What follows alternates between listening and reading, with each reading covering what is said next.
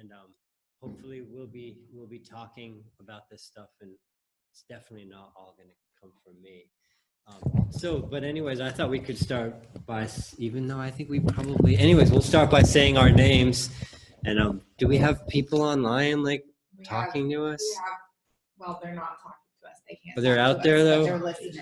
Hello, people out there. So I'm Jason, and I'm really glad to be doing this. Jenny asked me to do a workshop on state violence, climate change, and divesting from war a few weeks ago, and I was really happy about that. So I'm here because I think the really strong divestment movements that are going on, that are, largely women and indigenous led, have been really successful so far. And I don't know that any of the smaller divesting from war style campaigns have been, but I figure that a lot of people have been doing war tax resistance for decades now, and we have something to bring to that conversation, and that conversation has something to bring to what we're doing, and we're all working on the same thing anyway. So that's why I'm glad to be here. So I'm Paki, Wieland, and for the past almost a year, I've been mostly living in Washington. and the thing that really appealed to me, both with the divestment summit we did a few weeks ago, and talking with Ruth and then with Jason, was that war tax resistance is not enough, just not paying taxes or not earning enough to pay taxes. And so the divestment question really, or the issue really came right straightforward. And I've got two things that we'll talk about later, I hope. And one is for your religious institutions.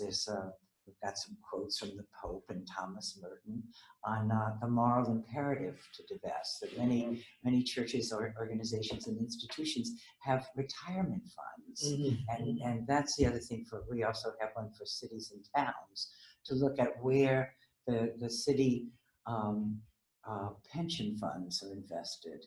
And I was just talking with Joanne before we started about how I was at the gathering 50 years later at the Pentagon a couple of weeks ago, and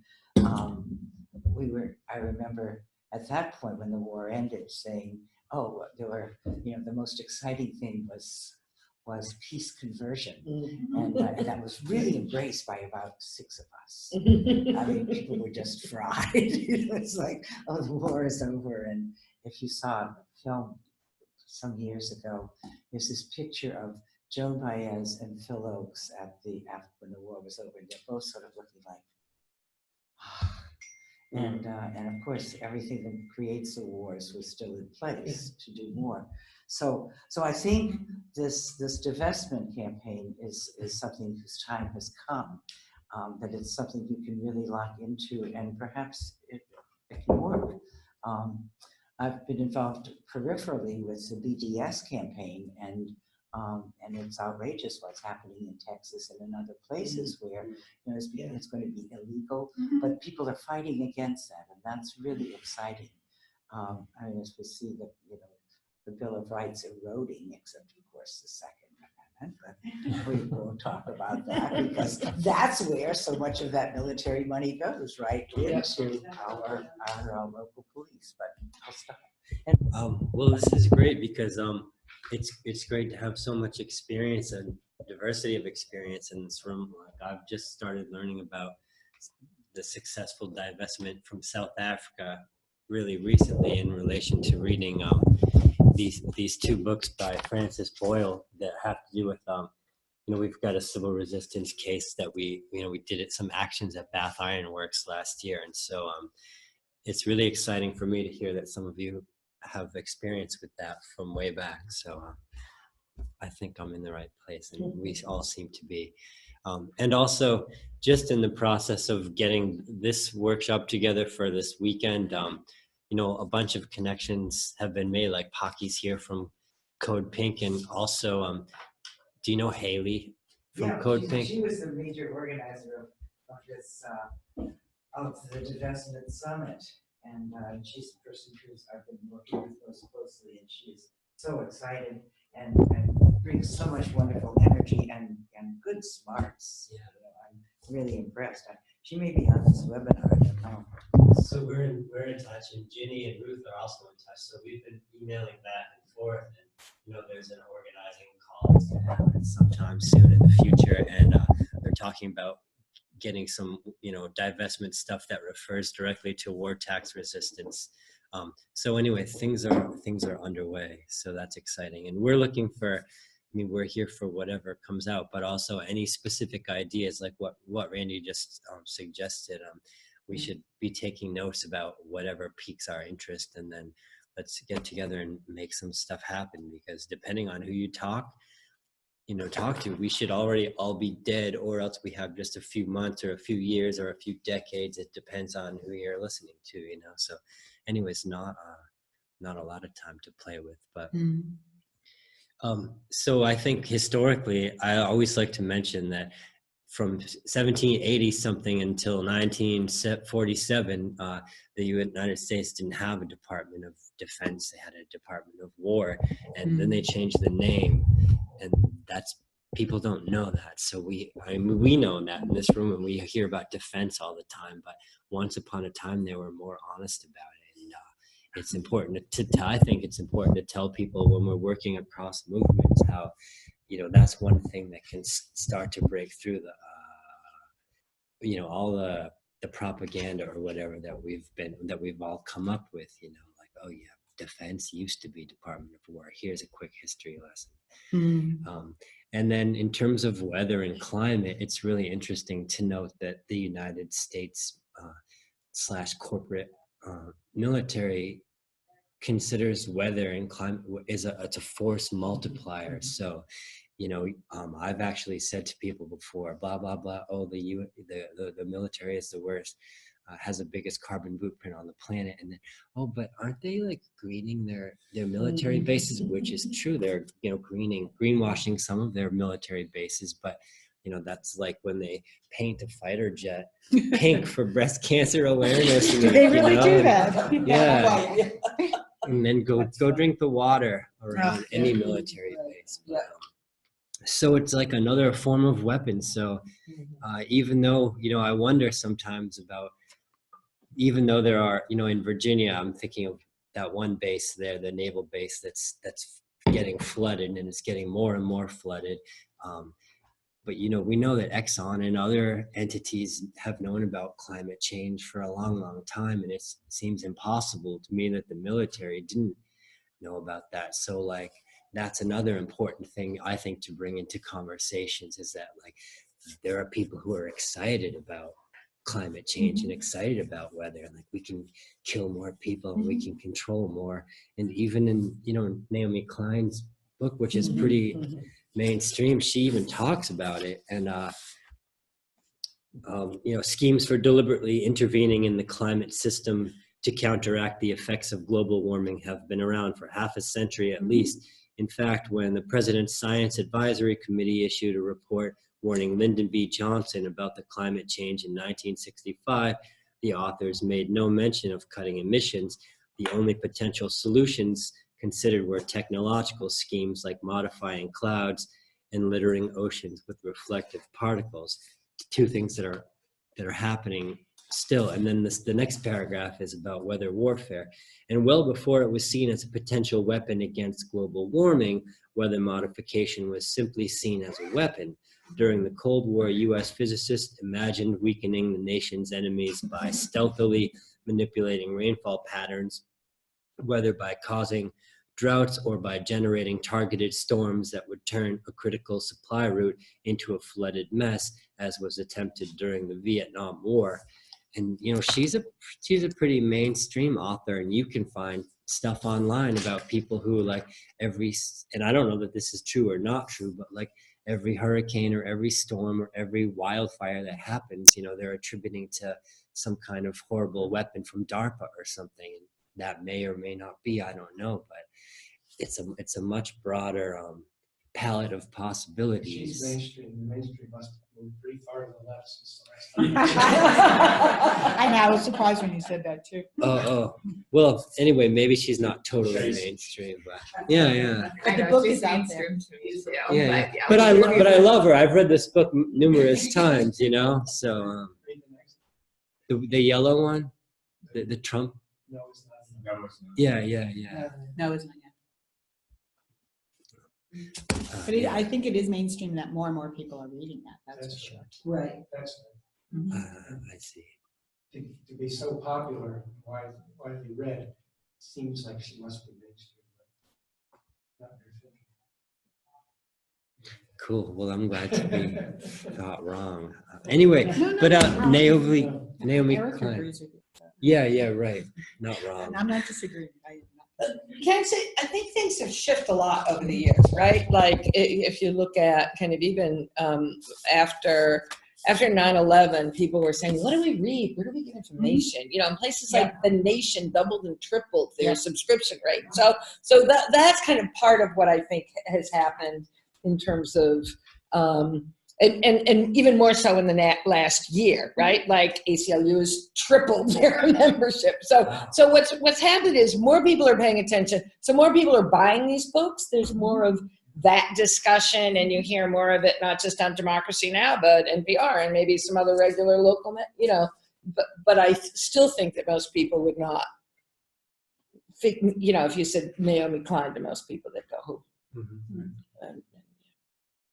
Maybe we can say more about that in 1 second, because it fits in. It's a perfect segue for the phrase also from the Department of War, Department of Defense, full spectrum dominance. And it's another great contextualizer. Like, that's the stated strategy. And, you know, they list, you know, naval and the mainstream, there's that word again, the ones that everybody thinks about, the Navy, the Air Force, and the Army. And then, you know, we hear about cyber, but then they're talking about, they talk about psychological warfare, and they talk about warfare from and through space. So, like, people don't generally know that, in my opinion and other people's opinion, that it's like an intentional attempt to literally control the planet in real time using space technology.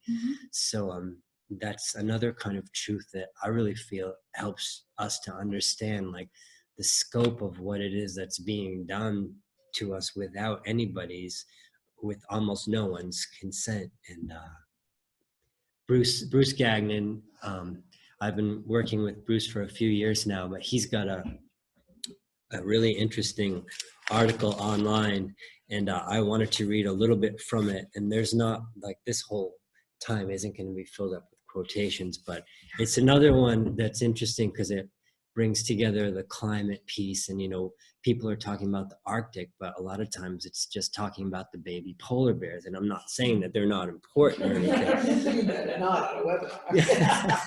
I love baby polar bears. Otherwise, our name is dead.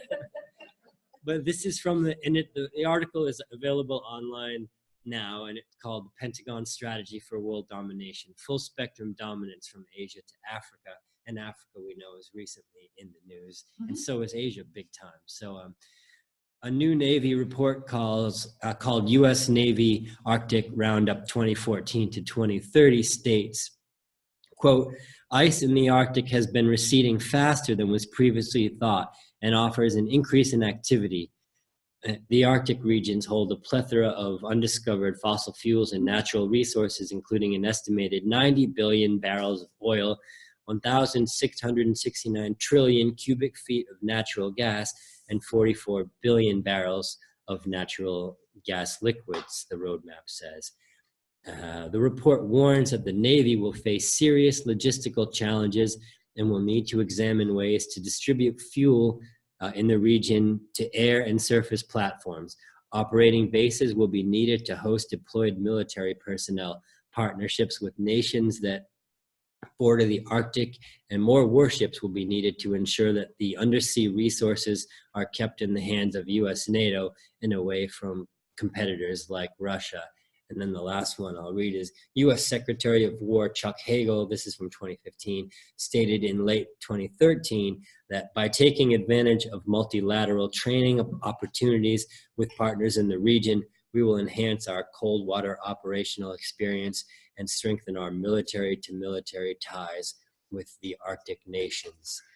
So this is playing out in Maine in at Bath Ironworks, they've been making only warships since at least the late 90s, when General Dynamics purchased that facility. And somebody, I think Paki, mentioned the peace conversion or peace dividend earlier. And around that time, even Bill Clinton and the governor of Maine, they were on CNN talking about conversion, and then General Dynamics bought it, and how whatever it happened to turn it fully to war protection happened. And now, we're talking about conversion, but our Senator Angus King, who's on, I think, the Senate Armed Forces, I don't remember which committee, but gets money for war profiteers. But so we're faced with, now they're making warships, but if it's converted, they're going to be looking at making ice-breaking ships to further screw up the Arctic while there is any ice left, in order to get the fossil fuels that are going to further screw up the entire planet. So how do we get out of this cycle? And I'm wondering if there's anyone who could speak, like Joanne started talking about different publications, but does anybody know anything about like full spectrum dominance or corporate military control of social media or anything like that? Because I know that it exists, but I can't speak to it at all. I'm not sure what you're asking. Are you asking about how the military is controlling our public media? Yeah, something like that. Like, I remember when you read about COINTELPRO in the 70s or something, they talk about the CIA controlled a certain number of hundreds of publications, and I have no idea what it is now, but it's way more influential than that. But I can't say anything more than that, and I wonder if anyone can. I mean, the FCC has just done away with several rules that kind of stood in the way of more consolidation of media. Mhm. And the biggest beneficiary of that is probably going to be the Sinclair Group, which is a right-wing media consortium. And pretty soon they're going to basically have control of local media. I mean, we're talking about local media, your local TV and radio stations all over the country. So the ability to even present an alternative viewpoint is being constantly cut back and taken out from under us. Well, I mean, that's one of the things that was so interesting when people had given us the facts about who, before the United States went into war on Iraq, who were the talking heads. Right. And the predominance of military people was extraordinary. And I mean, here in Springfield, the three networks are all one. And I'll give a shout out to Margaret Flowers and Kevin Zeese, who have been working against the FCC's curtailing of who has access, and they're tirelessly working. And I recommend their Popular Resistance. If you just go on and find them online, they have a daily news program on print, on online media, to really keep you abreast of that, and they're just tireless. And What's the Popular Resistance. Popular Resistance? Yeah, if you just Google that, you'll find a daily summary of important events that have been happening both locally and nationally. About resistance in general, or Resistance in general, also but focus on this? one of their major things has been resistance to the FCC. And again, it's like the NRC, who is on that board, the FERC, who's on that board. Right. It's the foxes in the hen house. God. And I'll just give a second shout out, because Margaret was one of the people during the healthcare debates who is a physician herself and has been arrested a number of times protesting that we couldn't even get single payer in the conversation. But that's another diversion. Yeah, in the conversation in the media, but even in the legislators among the Congress, that was not even on the table. I did want to speak to, because you remind me of something about David. Under Obama, we have seen a huge attack on whistleblowers. Whistleblowers have always traditionally been the way that we get information. the COINTELPRO and all that stuff. And then under the Obama's administration is really when you started to see whistleblowers being persecuted. You know, you look at Chelsea Manning, Edward Snowden, Julian Assange, they were providing information to us.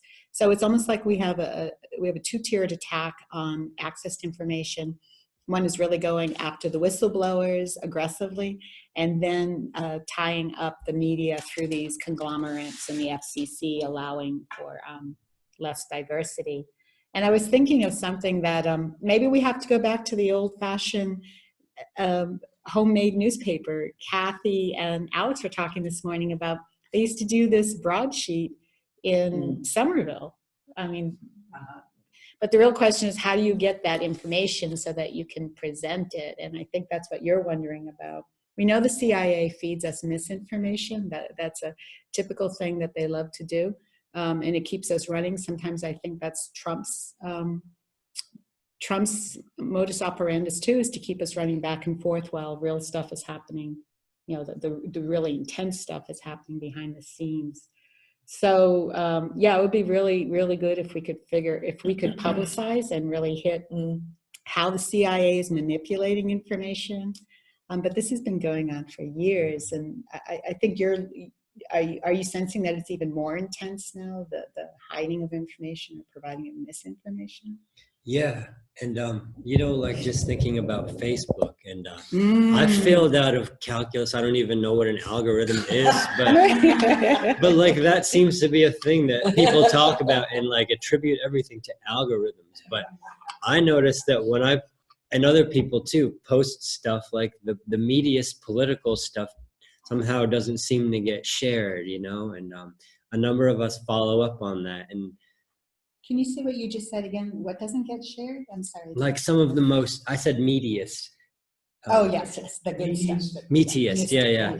Some of them like most challenging political content. Yeah. Doesn't get shared. And actually, Will Griffin is we're gonna see a video from him. He does the Peace Report. He's a guy in his early 30s, and he's a vet from Iraq and Afghanistan, and now he's a board member of VFP and a board member of Global Network Against Weapons and Nuclear Power in Space, and he's got half disability from his experiences. And so now what he does is literally uses that money to travel around the world and make videos. And you know, he's been to Palestine, he's been to Korea, he's been to Okinawa, and so he's doing this Peace Report, which has its own YouTube channel, which you can check out for free.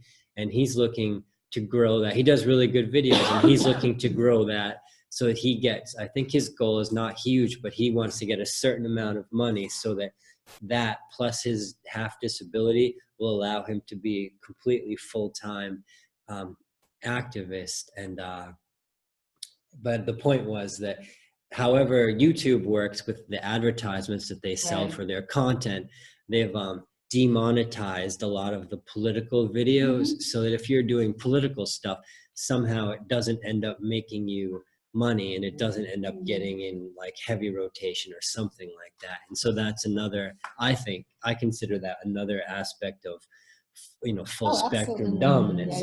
That's just the kind of stuff that if we had a whole crowd of students here, I bet they'd be able to speak to that more knowledgeably. But that's just what I'm suggesting. Yeah, a couple things. One is just a shout out. The COINTELPRO actually was revealed because a group of nonviolent activists broke into an FBI office in Media, Pennsylvania, and they weren't caught. They were pretty underground, and then got revealed by recently. There's a film, there's a book, so that's a kind of interesting story in a way of kind of saying, we're going to really do this, we're going to do it in a way that this information really gets out. I want to talk a little about local papers too, because I think there's also just what happens culturally locally. So you may have this in San Diego. I live in the submarine capital of the world. And so, which is really kind of, you know, southeastern Connecticut and the shoreline in Rhode Island. And our local paper, which is a good independent paper in New London, during the height of the demonstrations in the 80s, because of what they were writing, General Dynamics Electric Boat wouldn't let them get into the launches and commissionings. They punished them. And then recently, a few months ago, I was contacted by a reporter who wanted to do an article. Now that we are in the replace tridents, the new boom cycle of replacing the triad, the states are all putting, so besides federal tax money, the states are putting money into all these services like job training, and they just opened a new community college basically to move people into working on submarines, because they are going to need to hire another 16,000 people to build this new submarine over the next 10 years in both Quonset Point and Groton. That's a lot of people. And part of that's the retirement age of people who did the last one. And part of it's just, new. They've already got about 3,800 engineers coming in. But so this reporter did really good research, and this article was really cut back. So that the editors cut it back, but then somebody also went to General Dynamics, because then a few weeks before it appeared, they had an article. So that there's this kind of machine out there that works very well, because these guys mostly all kind of know one another and all of that. So I just want to also just do a shout out about, we are in a place now where we do have alternative media. I was at an event yesterday where Eric Stoner of Waging Nonviolence did a presentation on the importance of movement media and how Waging Nonviolence now is becoming kind of a, like an AP for other, they're printing stuff that's going out to lots of other places. So we need to know the difference between news and analysis, but I think we need to kind of be focusing in on what are those directly, because Facebook's not going to give us all of that unless our friends say, hey, here's my article on Waging Nonviolence. But so anyway. And I was thinking something, I was just going to say I was struck by what you said, Anne, about the local, we call broadsheet.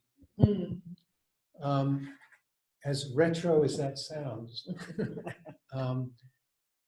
sometimes things like that really have an amazing impact because they're so retro, but there's something tactile and immediate and comes from neighbors and communities that, it seems to me ought to be part of, that kind of thing ought to be part of a two-pronged approach. The other approach that I'm just thinking about is to expose how and who is doing the information control on the other side, so that people get both of that.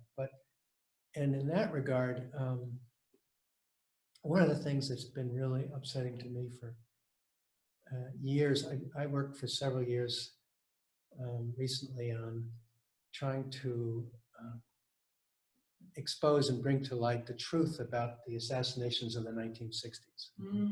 And the two Kennedys, King and Malcolm X. And from all the reading and research I've done, there's just overwhelming evidence that the government was deeply involved in all four of those. But the problem is, of course, people don't want to be called conspiracy theorists. Right. And one of the things I'd love I want to talk to Jim Douglas, who wrote the book JFK Unspeakable, about this, because he knows, but there's an industry of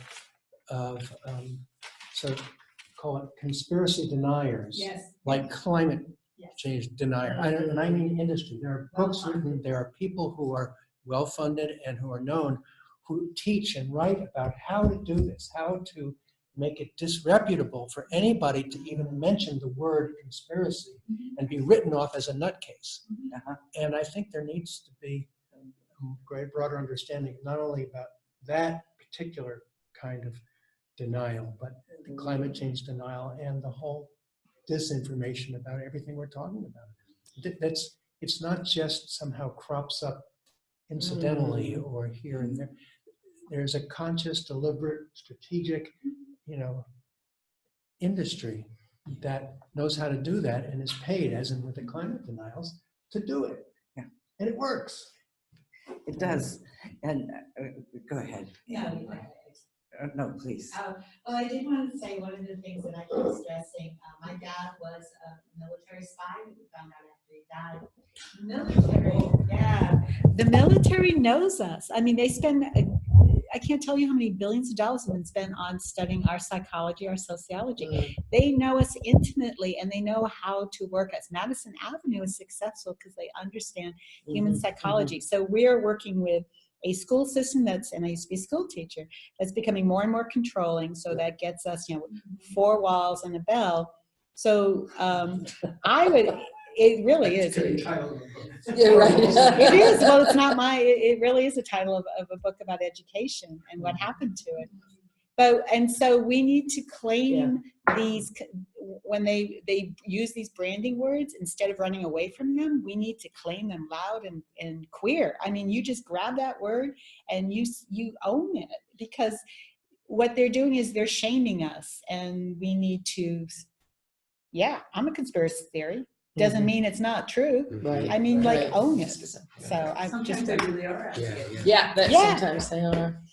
Well, Yeah. they are, but I think the other thing is we have networks among us, and try as they may to marginalize us, and they've done a pretty good job. But I think there's social media, which has many faults, I think has been a good vehicle. It's one of those double-edged swords. I just want to respond to another thing, or add to the whole conspiracy question. If you haven't read Talbot's book, The Devil's Chessmen, that is wonderful. This is about Alan Dulles, and the only thing missing, I think, from the Unspeakable, JFK and the Unspeakable, is the Dulles connection, because he writes that the Kennedy assassination has Dulles written all over it. Yeah, of course. And so I think, I mean, it's fascinating to look at this, but I think that the good news, because I want to get to that, is that we actually do have networks, and to speak to the question of locality, that I happened to be in Paris during the climate conference, and what I came away with was the only place things are really going to change is locally. That if we don't do it in our towns and cities, it ain't going to happen. And so, so the president can say or do whatever he wants about the climate conference and agreements, but it was toothless anyway. However, the place that it was substantial is that people brought this back to their homes. I mean, the wisdom of the indigenous people was so present there, and it was infectious. So I think while we can look at what mainstream media is, and how even my friends call it the National Pentagon Radio. Yes. That I think we do have Pacifica, and we do have local low power FM stations, and everybody needs to know about those, support them, and get on them. We have an Occupy the Airwaves that has been going here in Northampton since Occupy, and really gets important news out to people. So we have vehicles, and until the FCC curtails everything, and they're sure trying, that I think we need to use everything we have at our disposal. And Then we go back to the pirate radio. then we go back to the pirate radio, or broadsheets, and that I think we really are in a position to celebrate the resistance that is existing everywhere in the country, and we need to keep reminding ourselves of that, because it's so easy to feel totally overwhelmed.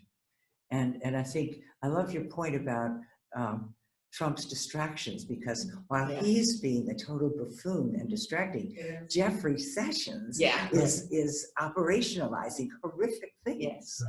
And so we need to watch out for the man behind the curtain. Yes.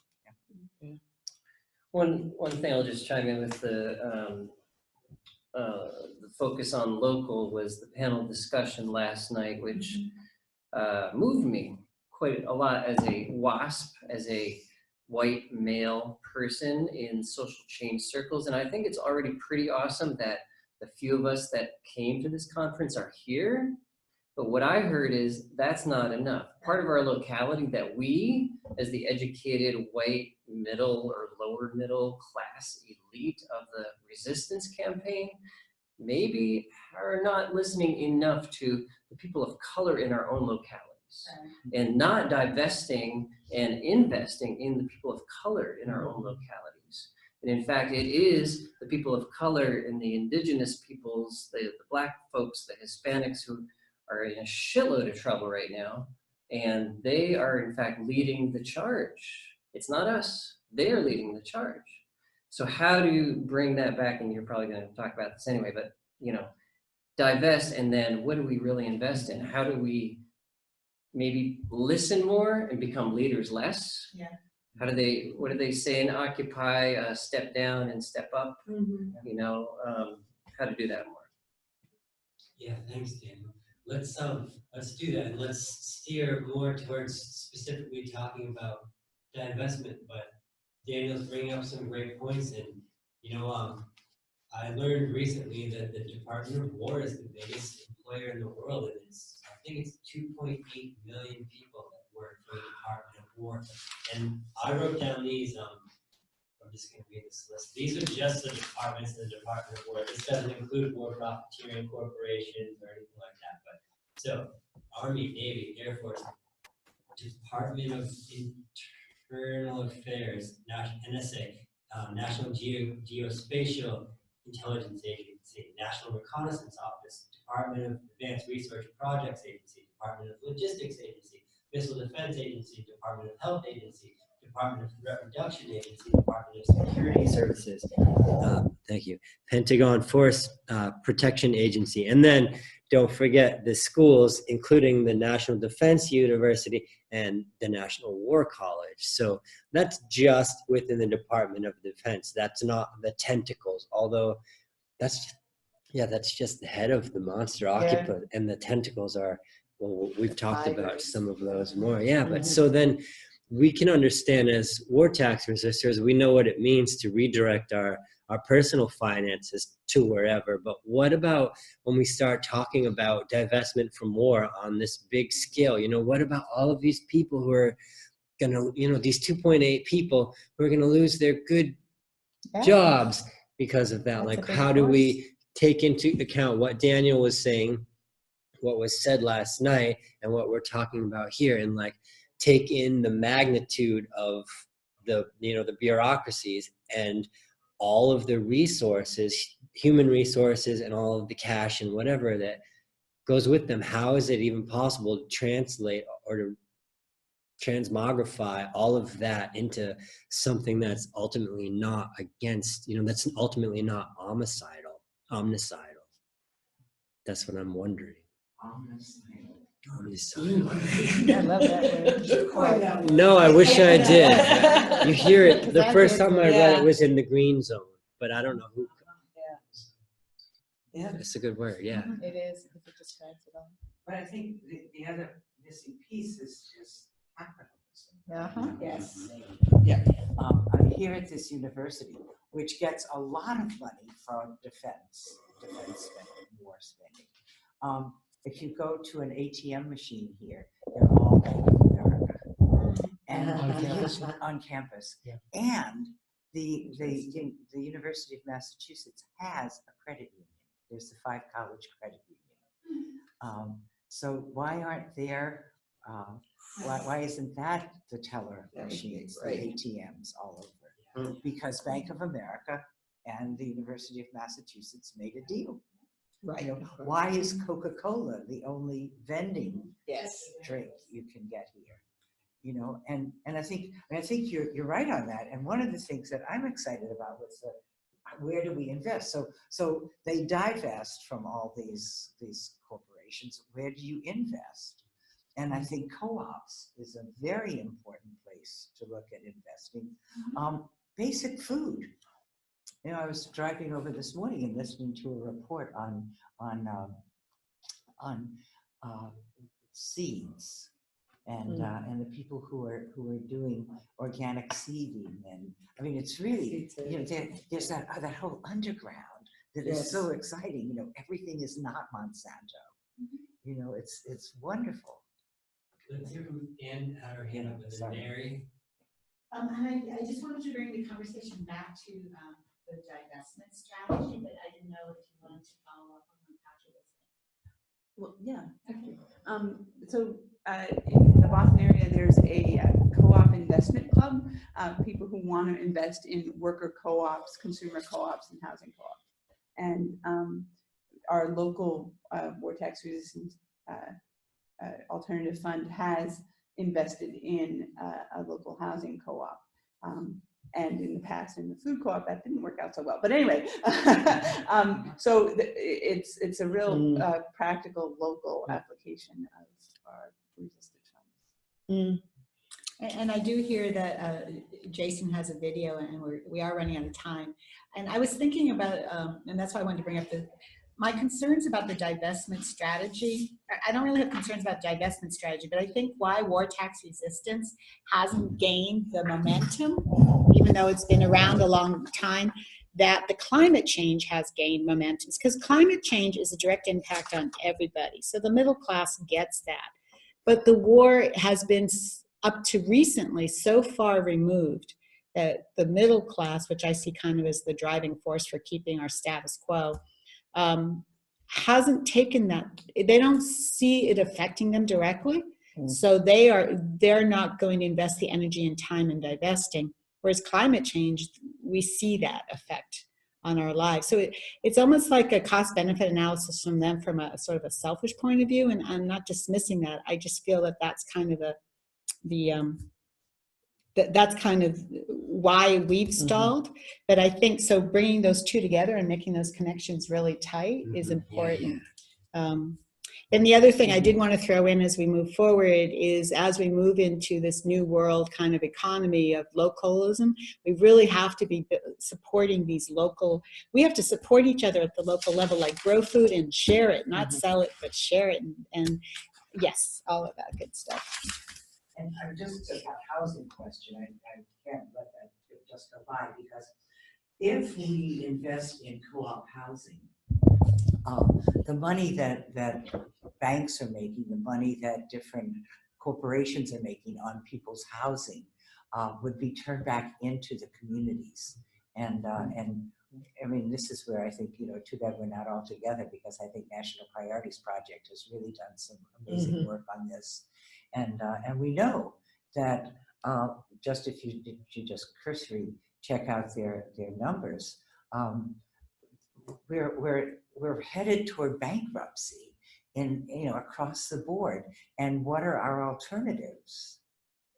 So I think we've got so many. I just want to point out, this connects back to what Daniel said earlier, that I think that one of the inspirational documents for some of this work is the Platform for Black Lives. That I think that they have put this together in a way that talks about co-ops, that talks about community land trusts, that talks about food, that really gives that kind of direction. So I think that while I totally agree that local is the place, I don't think it's necessarily going to our local people of color as much as seeing the connection, the amount of organizations that put energy into this platform that talks about PBS in this platform.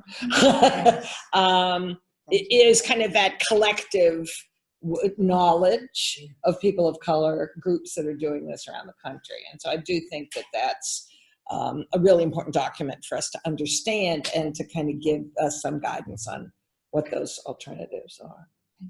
So I'm under the impression that we're here till 12. Okay.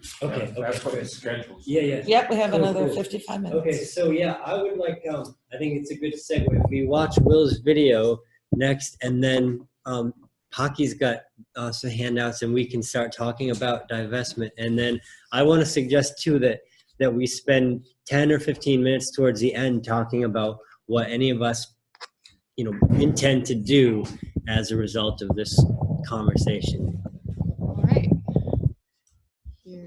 this might not be new information to most of us, but I think it's really well done, and it's a good tool, I think, to use in other outreach activities.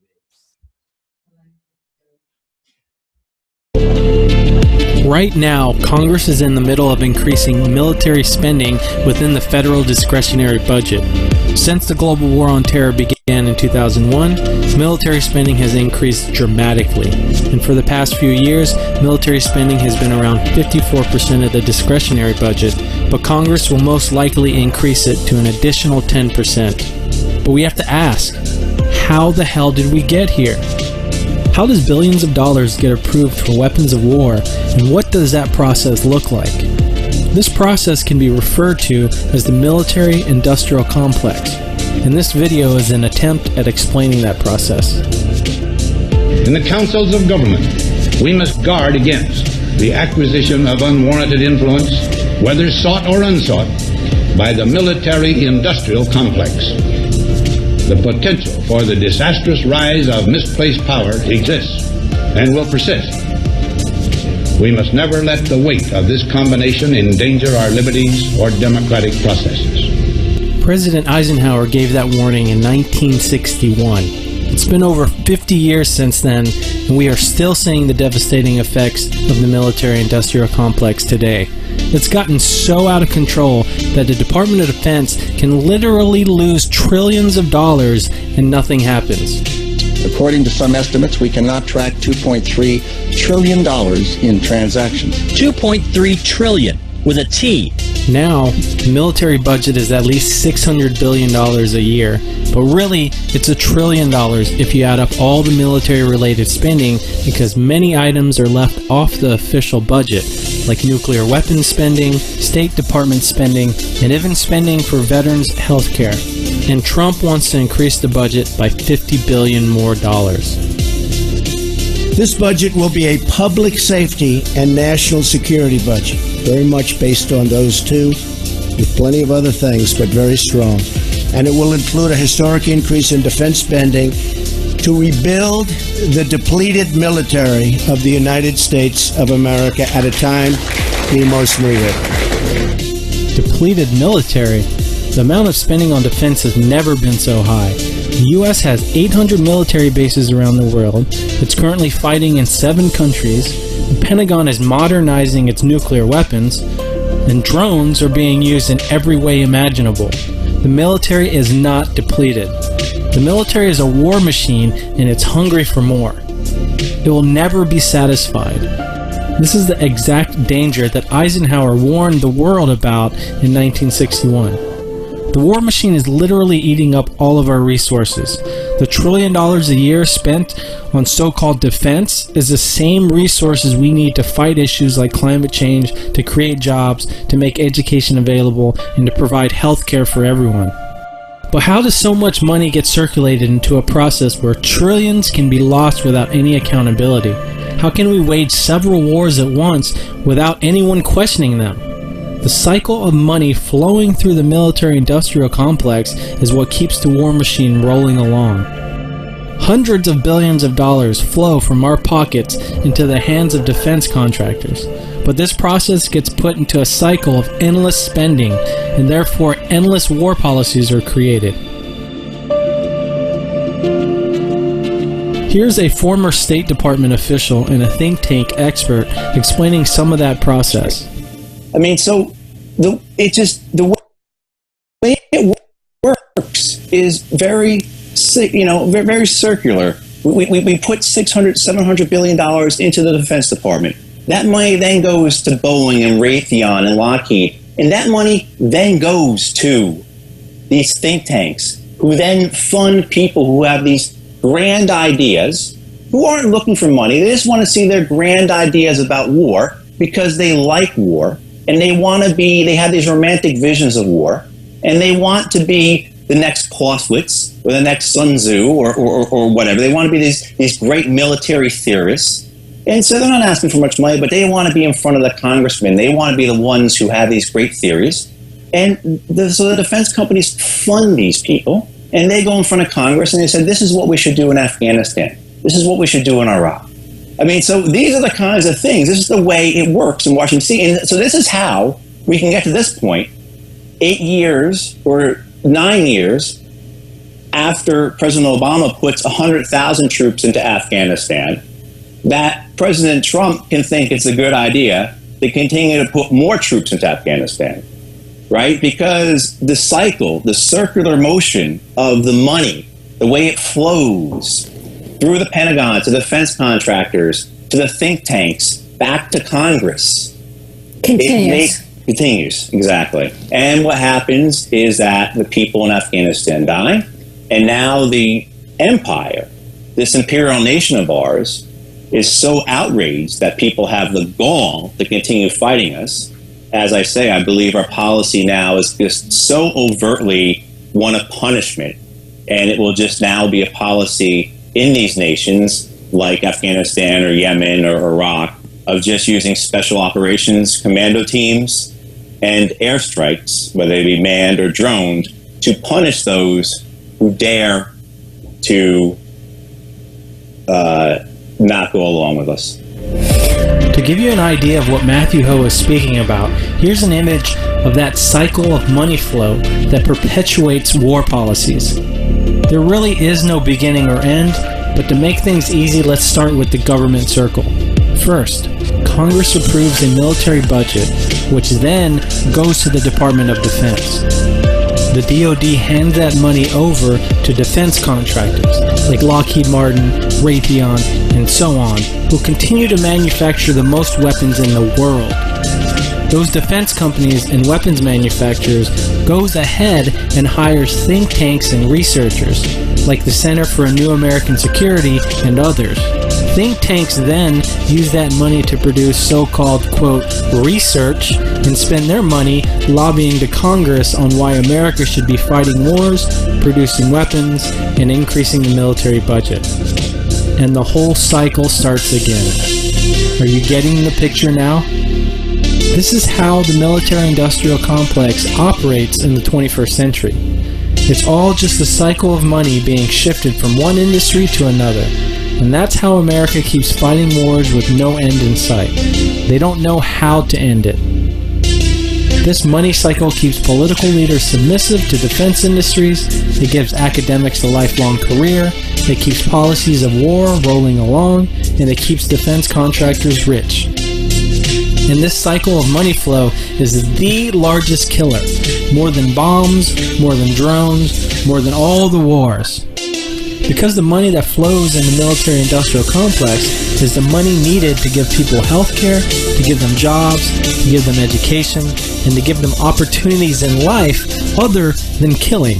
And this is the number one way in which war kills, is moving money out of other programs into the military. It's not with bombs, missiles, drones, tanks, depleted uranium, napalm. The number one way in which militarism kills is taking money away from other things. You're looking at over $700 billion from the United States in this one little program, the military. Year after year after year, another $700 billion. And what do you mean? That's how people... Well, according to the United Nations, with $30 billion a year, you could end starvation on Earth. You know, with tens of billions of dollars, you could provide clean drinking water everywhere on Earth that lacks it. You could end this disease, end that disease, end hunger, provide housing, provide sustainable energy. I mean, these are things that sound like huge, massive programs, and they are, but they're a drop in the bucket compared to just the increases in recent years in U.S. military spending. It's unclear how long this will go on. We can't handle this type of society for too much longer. We're facing threats to humanity and planet like never before. We have existential threats like nuclear weapons and climate change on an unprecedented level. Global poverty isn't getting any better as the economy only works for those at the top, and more governments are becoming authoritarian as a result. We need this money to change the world into something that benefits all humans and all organisms on the only planet we know that has life. As Carl Sagan once said, a new consciousness is developing which sees the Earth as a single organism. And recognizes that an organism at war with itself is doomed. We are one planet.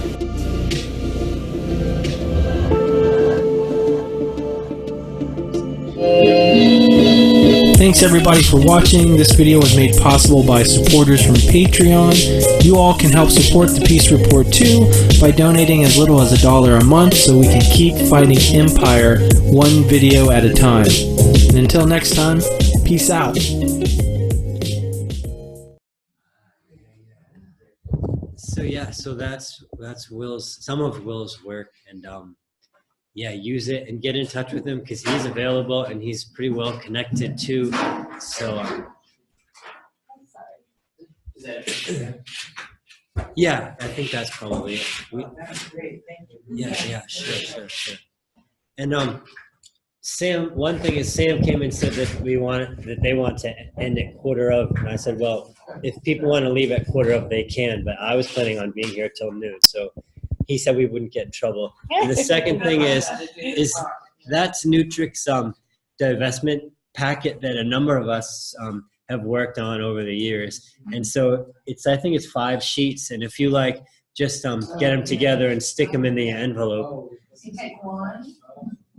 Oh, I see. Oh, let's lay it out. So it ends up like this. So they kind of peel away. Pile away the one. Okay, we'll do that. Keep going. Yeah, so Paki, you want to? I can't call it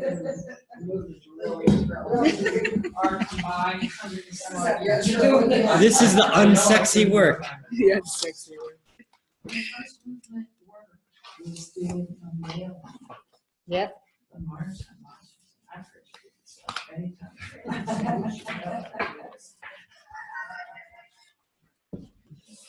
So let me just tell you a couple of things, because the investment summit just happened 2 weeks ago. And so it's still very, very new and in progress. But we have a model resolution that you can take to your city council, if you're in the city, to your town, select board to it enumerates. I'll pass these out if you, let me just pass these around. If you'd like one, take one.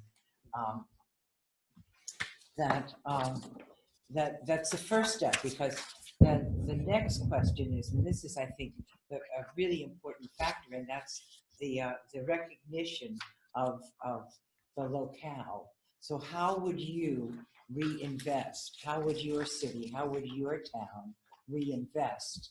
And I'll tell you just a little quick thing. A few years ago, I came across the idea, 20 years ago now, that so many of our politicians are beholden to big corporations, to big money.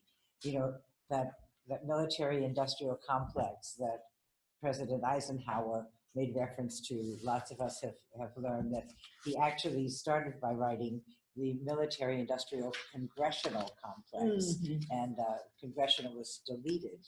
And because there was, I think years ago, there was one congressional district in the whole country that didn't have military contracts. Today, I don't know if that's so, but certainly every congressional district I know, my congressional district has military contracts. I think since the big one, that's been the case. Yeah, I mean, it's you know, not only do they use all their intelligence to follow up on what you're doing, Anne, but they're also putting it together to further their own interest. So one idea I have, we have L3 Keo in Northampton, which is, I mean, nobody's ever heard of it, but it's one of the top 10 funded defense contractors. It's called what? L3 Keo.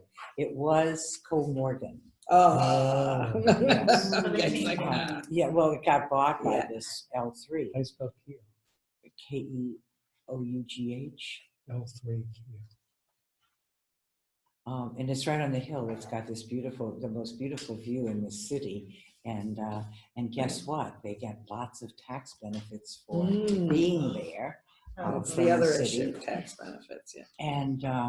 And they, you know, they do hire a number of people, but not as many as I don't think Smith College does. So Still in Northampton. Still in Northampton, yeah. And at one point, AFSC, we went over, tried to ask them if we could have a tour.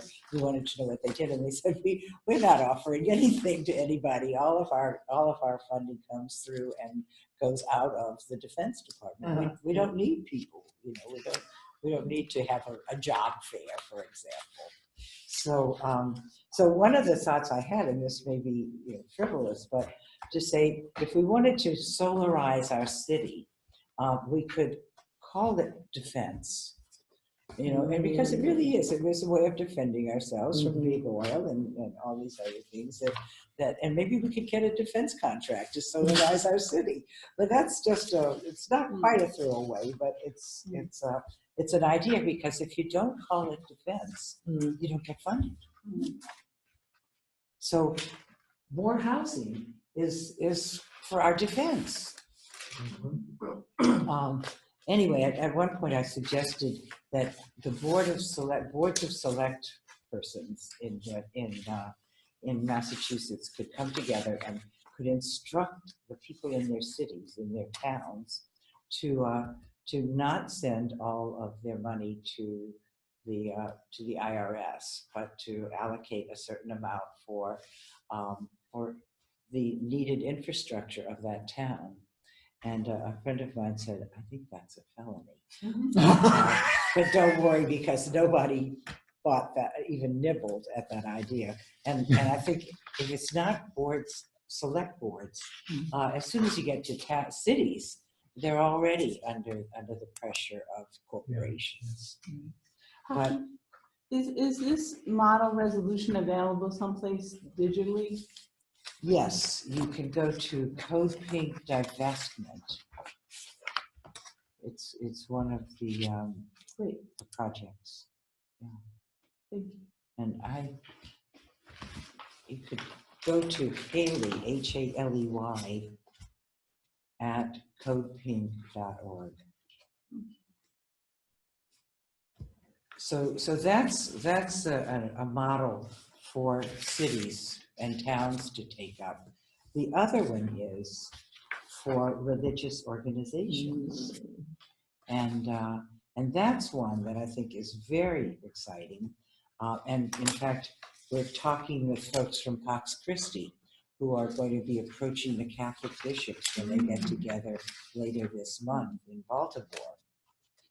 And so I'll pass this around. Particularly if you're involved in a church, synagogue, or any religious organization, you might want to take a copy of this. This is really for people who have morality, or you know, or say they have remote morality, quote unquote. That it's a challenge to say, all right, so this is what you believe in. How are your funds invested? And so we'll see how that goes. The person if you're free on Sunday evening, Jody Evans, one of the people who started CODEPINK and is one of the leaders, has been in touch with Reverend Barber,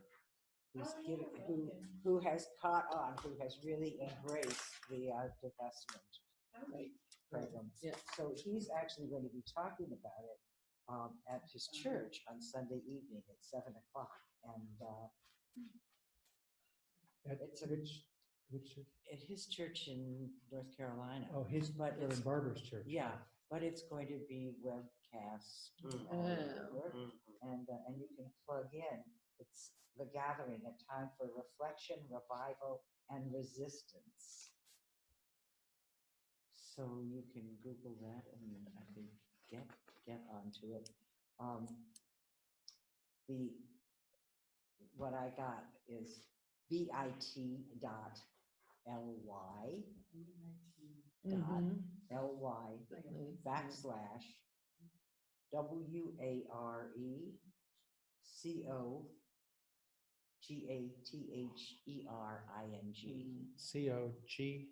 Yes, CO gathering. WARE, gathering. Yes. So he'll be giving probably one of his major inspiring And when is this? talks. This is Sunday night at 7 o'clock. Tomorrow night. Tomorrow night, yes, Eastern.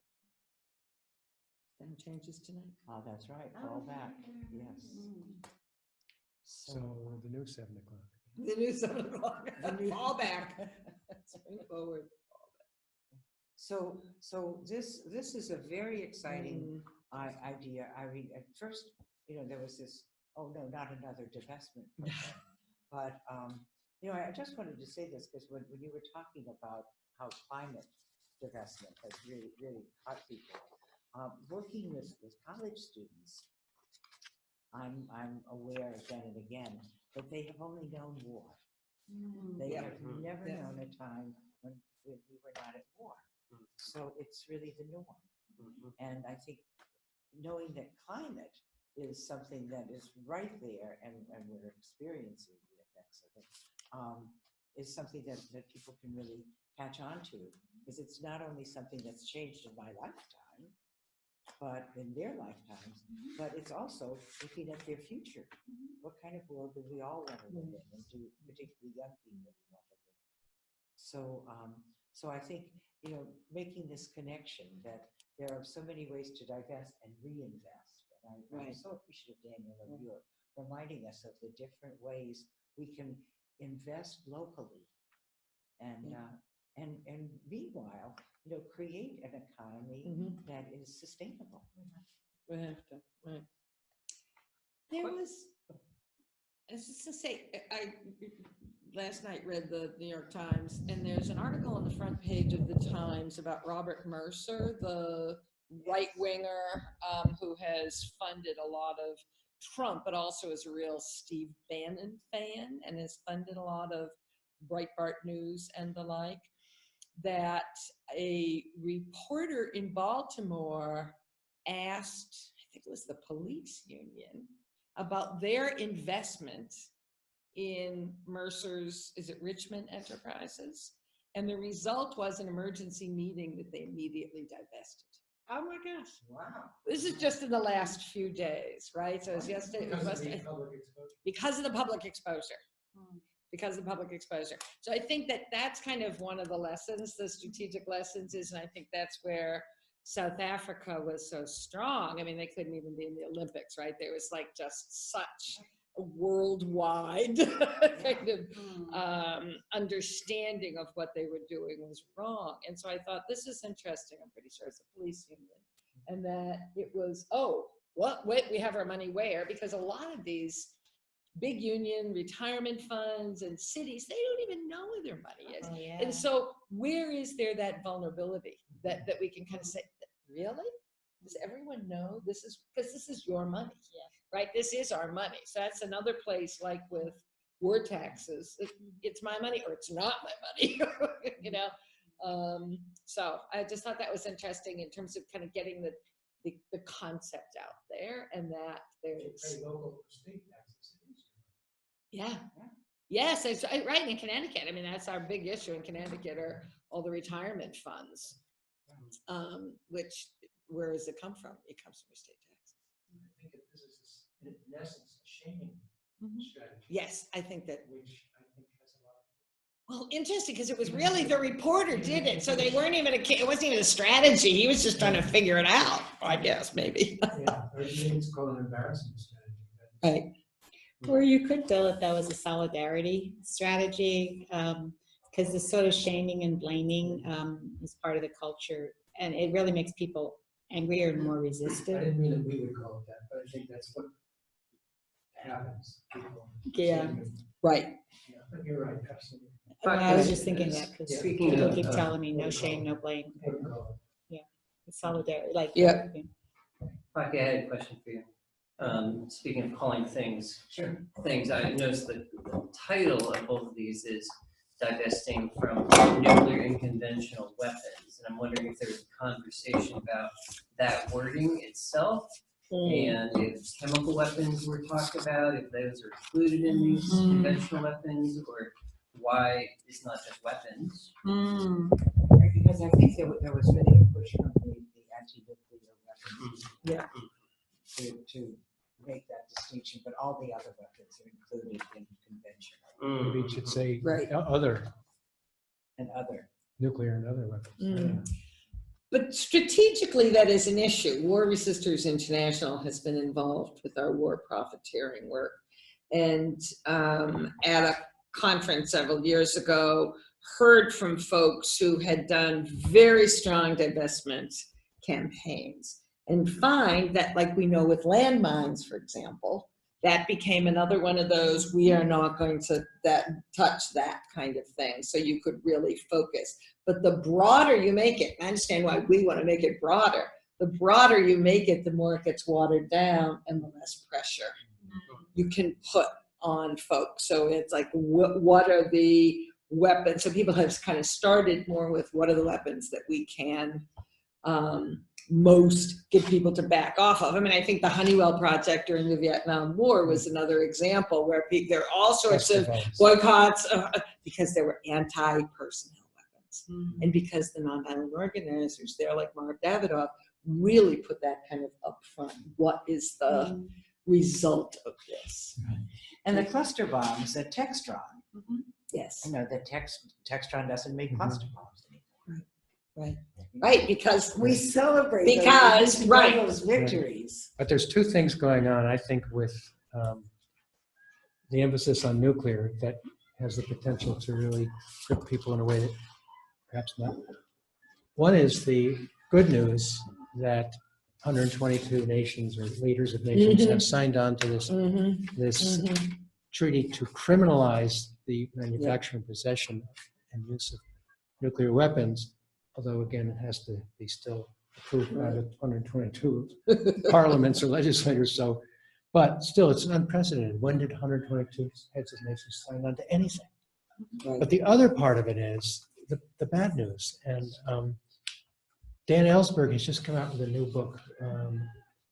It's called The Doomsday Machine, in which he writes that the nuclear war plans on the books now for the Pentagon have not changed in 60 years since when he was a nuclear war planner, before he got involved in Vietnam. And the only difference between, you know, the estimate of hundreds of millions of people who would be killed if we implemented the plans then. Now, given what we know about weapons being so much more powerful, I mean, you know, Hiroshima weapon would be like a firecracker. And what the scientists have told us about nuclear winter that would be caused by the kind of general nuclear war that's being talked about now, causing such, blocking out the sunlight from all the dust rising from whatever is obliterated on the ground, and thus causing a nuclear famine, that in effect, scientists say, it would be the end of at least human life on Earth, period, if not all life. So those two, the good news and the bad news, I would think can really, really motivate people. Not to mention, again, the same thing we had during the beginning of the disarmament and freeze campaign in the 1980s. We've got Ronald Reagan threatening, you know, warning shots, nuclear warning shots over Europe. We have Trump threatening to drop nuclear weapons on North Korea. So there's just, these are these things coming together that have the potential to really get people's attention. It's pretty interesting to me to note that, you know, I have zero legal training, but I've read 2 books. And they're both been life-changing, both by Francis Boyle. But, you know, in this older book from '88, he talks about South African divestment. And, you know, there's also cases in here about nuclear weapons. And that's a much clearer, like we were just saying, that's a much clearer threat and an easier kind of to prove. But the divestment strategies against South Africa were, you know, I asked him in an email and he replied, look at the South Africa chapter again, because they're more broadly, I think, can be interpreted to point out, you know, a general war profiteering kind of defense. So that's interesting because, you know, and international, check these out if you like. International law isn't just something that's floating out there over the Atlantic somewhere. Right. A lot of it's been incorporated, especially the Nuremberg principles are part of US constitutional law. On paper they are, at least. Whether or not they're enforced, that's another thing. But in my opinion, the current fossil fuel cases, where just recently in Minnesota, the necessity defense is being allowed for the Valve Turner defendants, and so that's only 3 times that's happened in the U.S. They had a concerted effort, and they shut down the pipelines for a short amount of time, and so the judge is allowing. What was the phrase for it? Valve Turner. No, their defense. Necessity defense. So that's basically interesting, because in theory we can use that in what we're talking about here, because if we're referring to international law / U.S. law, like war profiteering is outlawed, and we talked about climate change being a thing that everybody can relate to. And if we do point a finger at, well, the U.S. military is the biggest or one of the biggest users of fossil fuels in the world, then it's possible that we can start looking at necessity defense under international law and U.S. law as something that we can explore. And I just wanted to point that out. Talk to him before of course, to argue the international law. And the federal judge Nixon appointee wouldn't even let the speaker speak about it. But they usually won't. But times change. Yeah, but some have. And yeah, and sometimes it has gotten through.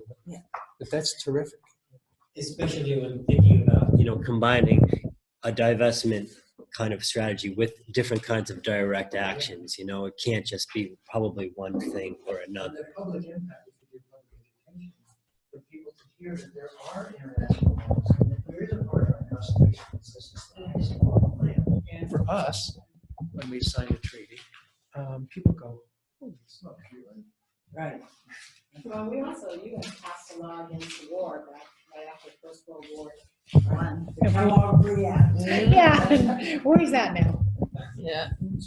Paki, it's probably too late to change this, but it's a long time war tax user. I should point out to you there's a factual error in both of these, where it says the average taxpayer pays 23.4 cents of each of their federal income tax dollars toward military spending. That 23.4% figure comes from the government's pie chart, which includes trust funds. And of course, really the amount of your federal income tax dollar that goes towards military spending is usually between 45 and 50%, as shown on our pie chart. Could that number be derived from current military spending rather than Right, that was my thought. I think that's. I'm pretty sure it's from the government's pie chart that has the trust funds built into it. But it's definitely Yeah, if you include all military spending, well, okay, the other possibility is what Eric was saying. If you include all military spending rather than just the DOD budget, then it would obviously be higher than that too. But I don't think that's the error here. I think it's, well, you got the pie chart right on here. So right now, our past and current military spending is 48%. And that's just an estimate based on the Trump budget from months ago, and they're going to pass an even higher military budget. So, Right. The Congress wasn't satisfied with what Mr. Trump was asking for. They wanted more. And even if you don't want to include the past military spending, which some people might not because they say we got to pay off the debt anyway, it still would be higher than 23.4%. Thank you. What I'll do is I'll get in touch with Haley, who is the primary author of this, and ask her to get those facts. Thank you. Yeah. And again, this is the model. This is the beginning. So if you have any corrections, you're going to change it yeah. before you use it anyway. Are there more copies of the other model resolution coming? The moral imperative. The religious one? Yeah. Well, is there extra copies in there? Here, I think I took 2, so I can show you one. I can make a copy. Oh, thank you. It's okay. Yeah. Paki, I had a question.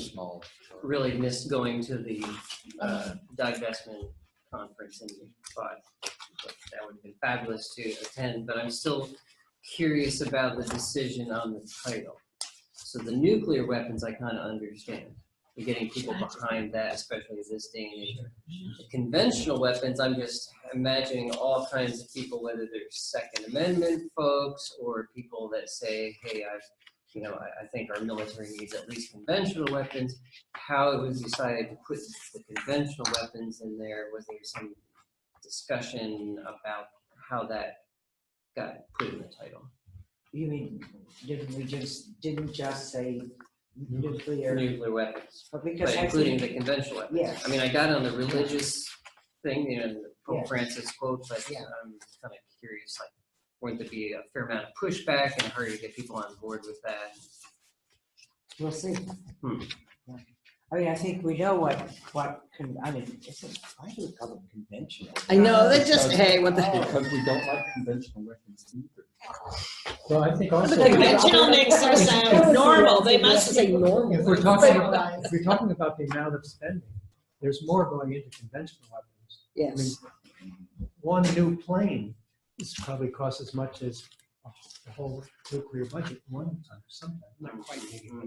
It's just, so if people are wondering where the money is going, and there are a lot of people who would consider themselves conservatives in this country who have been polled, who also think military spending is bankrupting us, it's way too high, and there's too many wars, too many people being killed, and it's a bad thing for us. And they come at it from a conservative point of view in a budget point of view. So but they don't vote like that. The answer polls that way. Yeah. If we want people to sign on, maybe it has to look at the whole military budget and not maybe be so specific beyond nuclear. And I wonder if it's because of chemical weapons being technically illegal, even though we do have. Yeah. Well, we look at things like these different corporations, Raytheon and others who are the big defense contractors, and how much money they're making. I mean, those stocks. Yesterday, I got stuck for hours on the train, and you were checking your weapons. The Dow Jones Industrial was there. So just for the heck of it, I started looking at this, and your stocks just keep going up. If the peace movement invested in those companies, we have lots of money. Thank you, Rob. There we go. That's our solution. But the other thing that I'm curious about is your police union. Yeah, that's awesome. Because one of the Bring big an article ways that tonight, yeah. conventional weapons are now being sold Yes. is to cities and towns and states. And it's very curious to me that they did That's that. right. It's actually heartening. But I think that's the other piece that's really hidden. Yeah. Is how much of that militarization is going on in our police forces. And Steve DeBayers is doing a workshop on that right now because War Resisters League has a campaign that's looking at that and very specifically looking at some of those particular programs, not just kind of generally police militarization. And it's interesting because that's the kind of thing WRL did originally, because during Occupy, particularly out in Oakland and places where the police were using tear gas against the demonstrators, and that was also happening in Egypt in Tahrir Square, so that activists were all kind of saying, hey, we need to kind of connect on this. And then that's kind of moved into this work. And for a while, people are like scratching their heads going, what are you doing this for? And then Ferguson happened. And then people started seeing those weapons on the streets and going, whoa. In Boston, we saw that after the marathon. Yes, you did. Right. And one of those exhibits came a year after the marathon bombing, because there are, just like we know there are arms bazaars, there are basically police militarization arms bazaars that take place, the Urban Shield being one of the big ones, but there's a lot of other ones happening, and they targeted Boston a year after that bombing. And it was interesting when when Trump was elected and there was the threat of retaliation against sanctuary cities. One of the threats was taking Homeland Security money from the cities. And I remember thinking, well, that's great because we want those weapons in our cities anyway. Yes. The irony. I'll tell you just another piece of good news is Thursday night at the City Council in Northampton, they passed a resolution, an anti-nuclear weapon and conventional weapons resolution. And what we're pushing now is to, okay, so you don't want them, you've got a resolution, and we know that resolutions sound good, but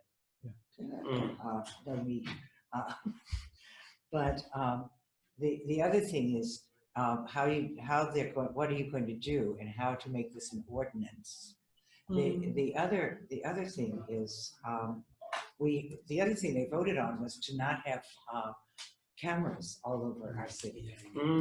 And so I encourage people to take those back to your towns and cities because that's part of the military spending The too. police department go along with it? There were two city councilors who voted against it, but it passed. So no, I think the police department is at best ambivalent about it. Interesting. But I think the citizenry will win again at the second reading. And so those were two really good things. The other was death with dignity. We won't talk about that now because we're talking about life. We're talking about life, Well, I yes. always say, as goes Northampton. That's right. So goes the nation. Did they get you on that? So, That's right. So are we going to talk about how divestment works? I don't think we have time. Okay. In what, like, maybe we do have, like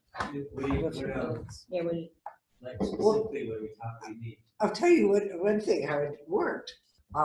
We had three contractors during the Vietnam War, three military contractors. General Electric, which has mostly closed down in Pittsfield, this co-Morgan, which is now expanded, and the other was Sprague Electric, which was a corporation in North Adams.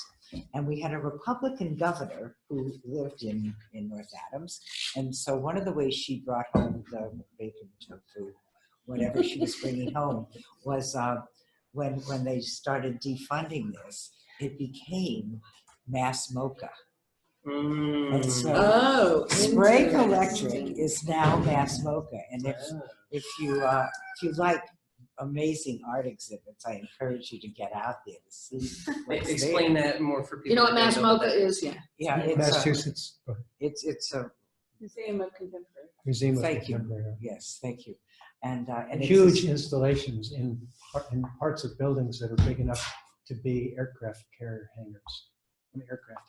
Isn't it also a music festival? They have music And there, yeah. Other, Yeah, they have many things. I mean, it's a great place. So that was their conversion. That was their conversion. Interesting. Yeah. And what was that? What was the company? Sprague, Sprague, Sprague Electric. It was a minor contractor, but it gave still, jobs right, to people in North yeah, Adams. right.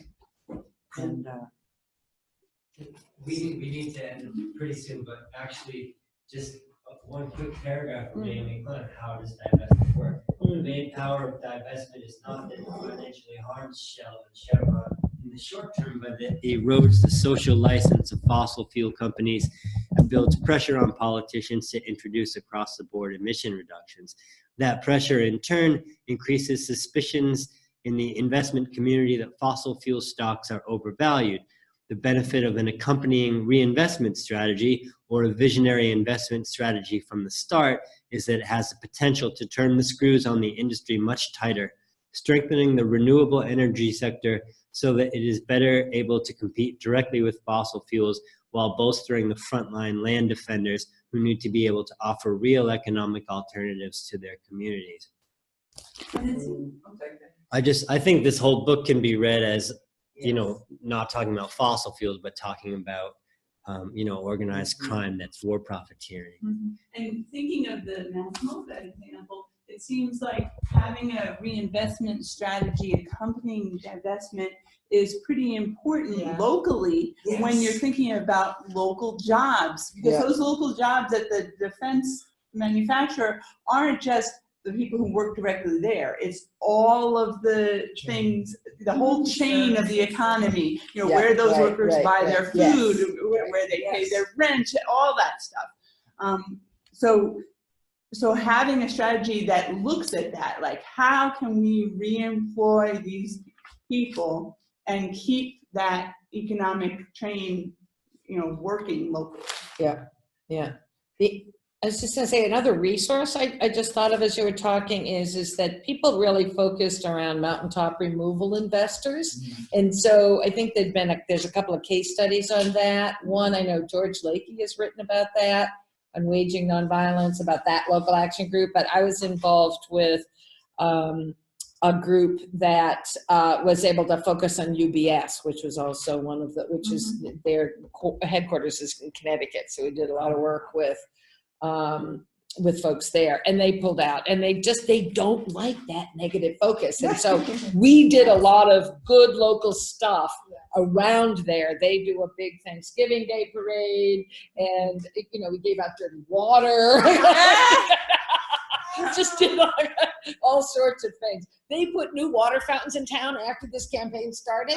With the, you know, so you can kind of feel just how their reaction is when you're doing this. So anyway, you know, but just a word about our local politicians and such. Mary Ann Babinski, who is a city councilor in Westfield, Massachusetts, found out that there are 4 wells that provide water to the city of Westfield. And one of the wells was near and partially under Barnes Air Base. Oh God. And they found that it was all contaminated. And so the people have really been educated about it and have been up in arms and are working to have closed that, I think. And so I think there are people in our local government who can do some amazing things. I don't know if you've met her yet, but she's what's her name? Mary Ann Babinski. She's such a hot ticket. Oh, you know, it's So I mean, there are, you know, there is that light, and it's not even in the tunnel.